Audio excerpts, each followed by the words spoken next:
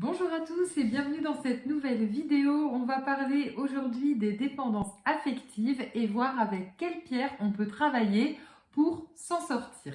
Si vous me découvrez, je m'appelle Aurore, je suis médium passionnée de lithothérapie et de soins au naturel par les plantes. Comme je disais, on va parler aujourd'hui des dépendances affectives. Qu'appelle-t-on une dépendance affective? Clairement, c'est la difficulté à pouvoir relativiser sur une situation et pouvoir sortir en fait d'un cercle où on a toujours besoin d'être à la fois dans le contrôle de certaines situations qui peuvent concerner nos enfants, qui peuvent concerner notre conjoint, parce que la dépendance affective, ce n'est pas uniquement le compagnon de vie, c'est vraiment très vaste. Et également, ça peut être à l'inverse, une situation où on a besoin en fait de sécurité, que ce soit au niveau des parents, que ce soit au niveau du conjoint, ça peut être aussi au niveau des enfants. Et on retrouve ces situations qui vont se perpétuer dans tous les cercles autour, c'est-à-dire au niveau du travail, au niveau de l'amitié. On aura toujours ce besoin en fait à chaque fois d'être rassuré et de maîtriser certaines situations. Qu'est-ce qu'on appelle maîtriser? Et bien à chaque fois, voilà, être rassuré, savoir où les personnes sont, savoir quels sont voilà, leur état d'esprit, leurs sentiments, leurs émotions par rapport à nous. Et si elles ressentent qu'on est dans cette dépendance justement affective, bah c'est assez compliqué voilà, pour les personnes d'être honnêtes aussi vis-à-vis de la personne qui elle-même le ressent et peut tout à la fois être dans le déni complet de sa situation. Dans la dépendance affective, c'est clairement un problème avec l'amour de soi et la sécurité avec soi-même. C'est la difficulté à être entier et avoir besoin de se pencher en fait vers l'extérieur, que ce soit pour s'occuper de quelqu'un ou à l'inverse qu'on s'occupe en fait de nous tout simplement. Alors comment on peut redevenir son propre pilier? Quelle pierre on va pouvoir utiliser en lithothérapie? On va utiliser en fait 3 pierres principales. Le quartz rose est une pierre qui ressort assez régulièrement. On parle souvent d'amour avec le quartz rose, mais ce n'est pas une pierre qui va aider à trouver l'amour, loin de là, c'est l'amour de soi.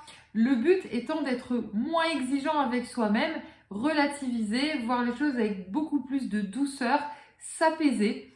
Réussir, on l'utilise beaucoup pour les enfants qui ont du mal à rester dans leur chambre quand ils sont bébés, qui ont toujours besoin voilà, qu'on vienne les voir. Et bien c'est exactement ce sentiment, on va travailler sur l'enfant intérieur, c'est plus d'amour de soi, plus de compassion, réussir à se sécuriser, à se sentir entouré, à se sentir enveloppé, aimé, voilà, mais en premier en fait de nous-mêmes pour se sentir vraiment complet et entier sans l'intervention en fait extérieure qui doit toujours être un plus, voilà, et ne pas remplacer l'amour. D'ailleurs, ça ne pourra jamais remplacer l'amour qu'on doit se donner nous-mêmes.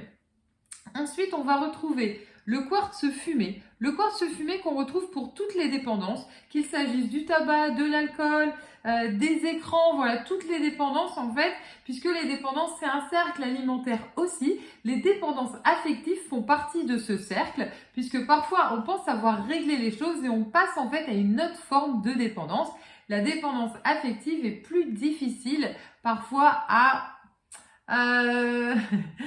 j'allais dire à ouvrir les yeux, mais oui, parce qu'il y a plein de personnes qui sont dans le déni, sous couvert en fait d'être un parent très protecteur, d'être à l'inverse, voilà, un conjoint aussi très protecteur, ou qui a besoin toujours voilà de donner. Donc c'est vraiment dans les deux sens.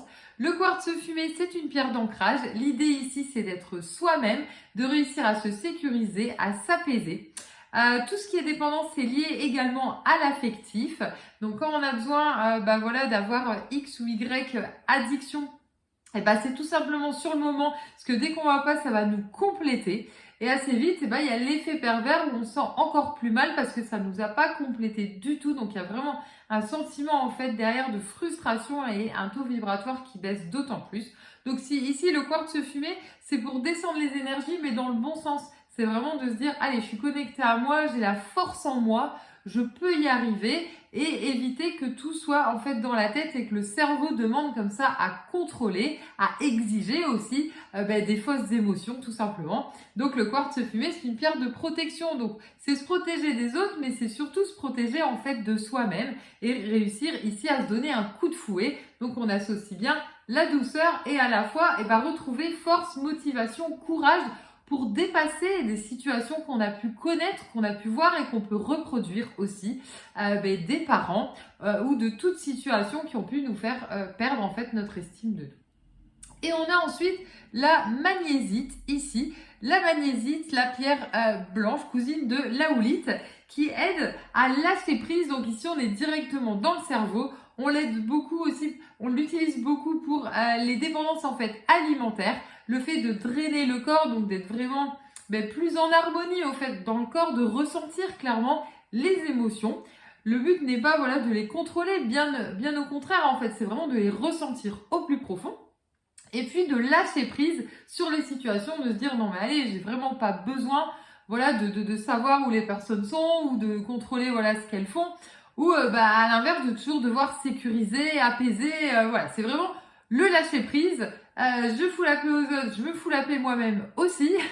Et donc de ce fait, vous voyez, on travaille à nouveau sur différents chakras, on retrouve l'ancrage, on retrouve ici le mental, pour pas dire le troisième œil coronal quand on parle de la partie plus connectée, puisque là on est sur les blocages, donc on est bien sur le mental.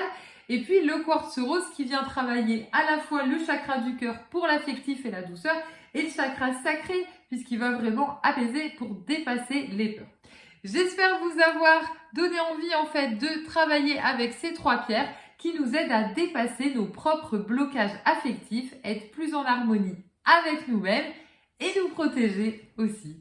Je vous dis à très bientôt pour une prochaine vidéo.